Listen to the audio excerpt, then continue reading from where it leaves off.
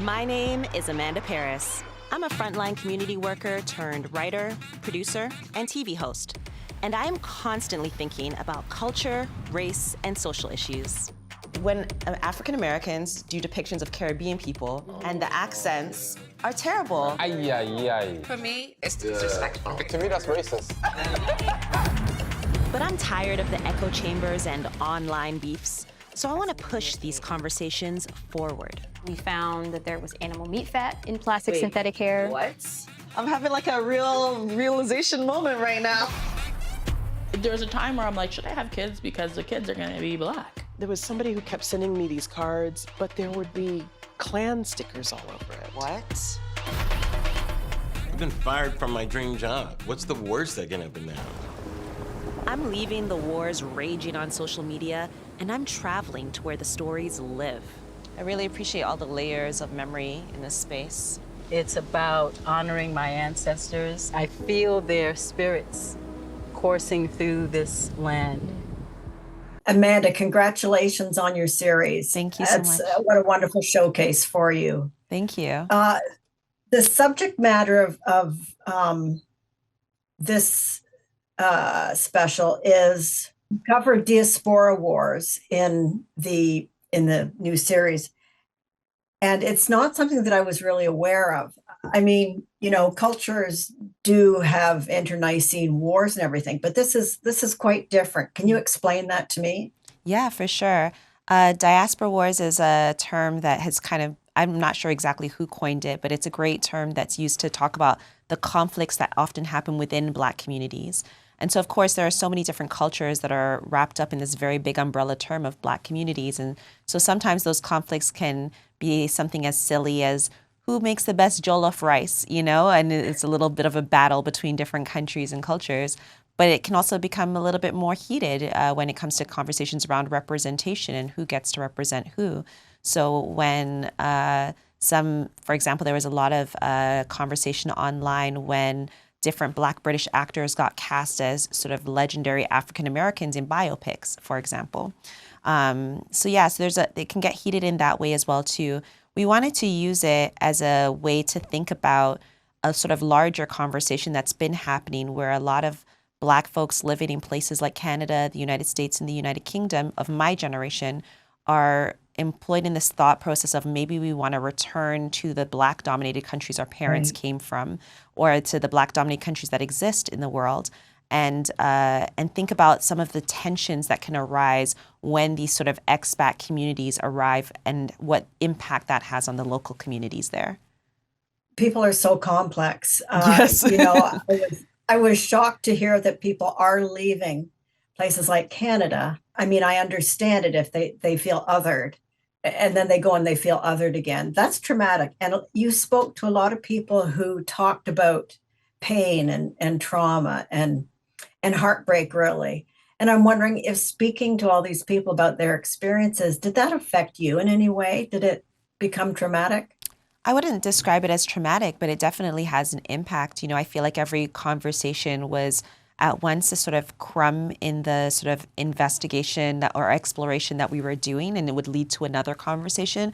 But it also was, you know, adding to my own understanding of these topics and my own relationship to it. You know, this conversation around return is slightly personal as I think about my son and where I want to raise him in this world, and where is the place where he will be safe and where he will feel, as Zoe in the episode says, affirmed rather than tolerated, you know?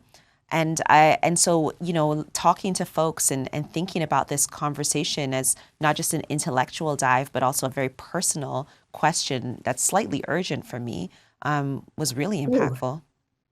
Oh, wow. Slightly urgent. Yes, I can understand that. Certainly it's not safe for young Black men in the States. Well, when my son was 6 months old, my husband was walking him in his stroller in our neighborhood, and the police followed them and stopped them and questioned them.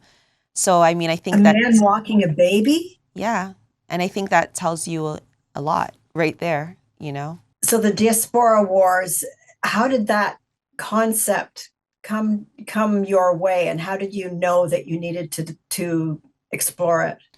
Well, it's the same for all of the topics in this season. They're all very personal topics that I have just a bit of interest in. Diaspora Wars is one that, you know, I've just been thinking about for a long time, and it could have taken 1,000,001 different iterations. And it was just as we were starting to make it, it took this particular one where we engaged this conversation around return. But similarly, you know, for our episode on Black maternal health, that was a very personal reason I wanted to explore it. I had a very traumatic experience when I was pregnant with my son in 2020, going through the healthcare system. And so that was part of why I wanted to explore the Black maternal health crisis. The Business of Black Hair episode is more of a curiosity. I'm not personally connected to the Black hair industry, but I was very curious as somebody who's been going to salons all my life and spends a lot of money on Black hair care products. Why is it that this multi-billion-dollar industry that mostly Black women put their money into exists, but it's generally not Black women who are the ones profiting from it?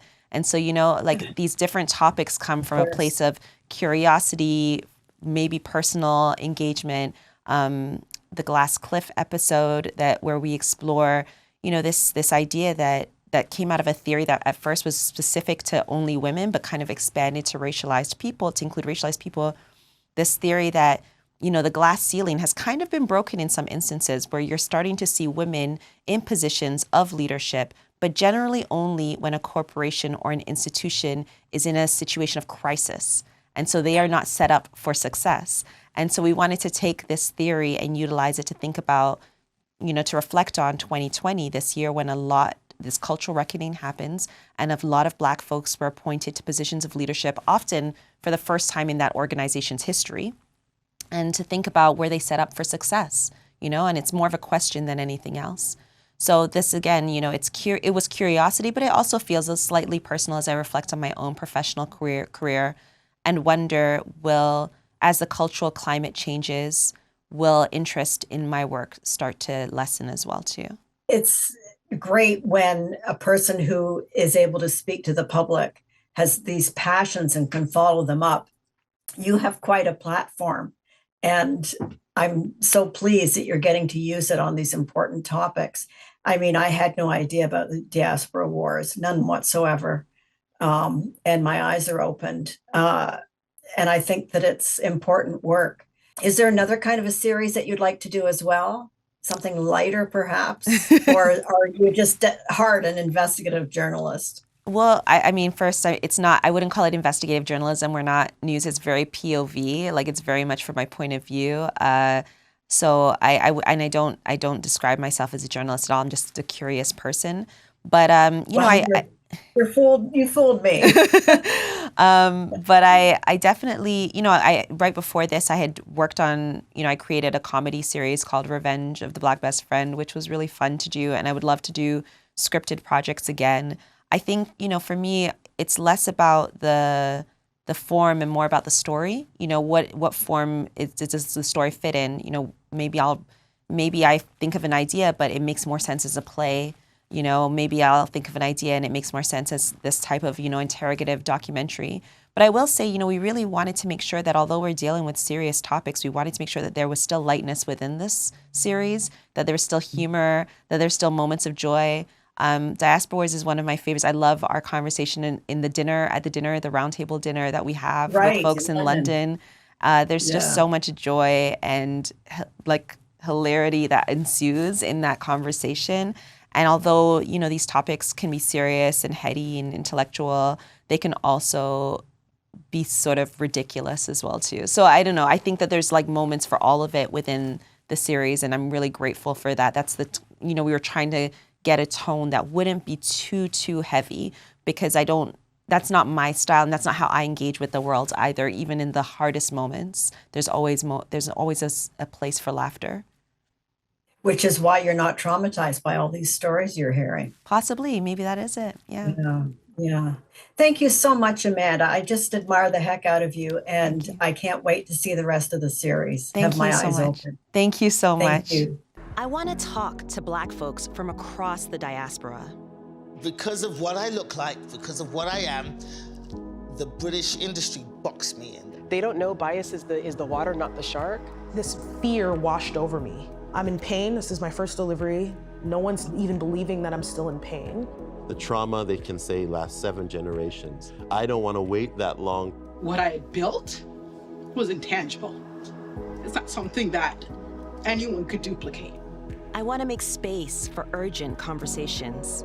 We need to stop treating birthing people like they're not agents of their own experience. Black children are being harassed routinely. What it made me realize is, oh, these things need to be burnt down. Let's imagine new possibilities. The Black dollar is the driving force in this industry. We have to infiltrate the spaces that we were left out of. We want to be modern-day 21st century revolutionaries. It is a Black-owned product, and I want it to remain that way. If somebody comes and offers you $10 million, sis, run, okay? I don't know why I'm feeling so personal about this, but yeah, feels like you're really speaking to me, yeah. The head's right on the perineum. What are you gonna do? I don't know. You're gonna catch the baby. I'm gonna catch a baby. You're born! Because now is the time to take the group chat to the real world. Your job is to find a way to live fully. Your job is to be happy, and I think that should be prioritized. Well, let's drink to that. Yeah. Cheers. Let's not get too crunk though, because we're on camera. If we actually had access to all of our stolen wealth, can you imagine how our lives would be different? A 6-part series. This is For the Culture.